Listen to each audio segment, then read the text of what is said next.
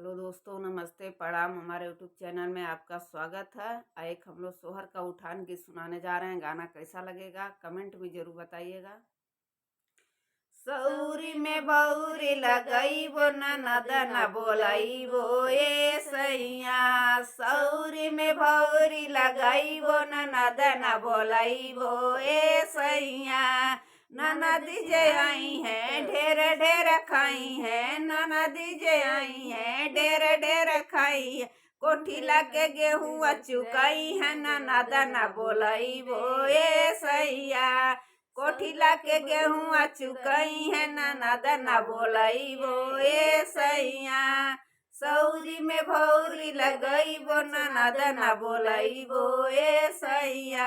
सौरी में भौरी लगई वो ननद न बोलाई वो ए सैया। ननदी जे आई है घर घर घूमी है। ननदी जे आई है घर घर घूमी है। इधर उधर बतियाई है। ननद न बोलाई वो ए सैया।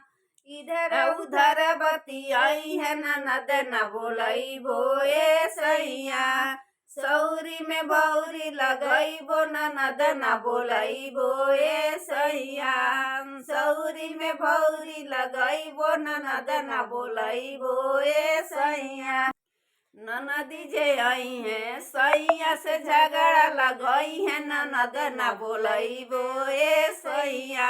ननदी जे आई है सैया से झगड़ा लगई है। ननद न बोलाई वो ए सैया। सौरी में भौरी लगई वो ननद न बोलाई वो ए सैया। सौरी में भौरी लगई वो ननद न बोलाई वो ए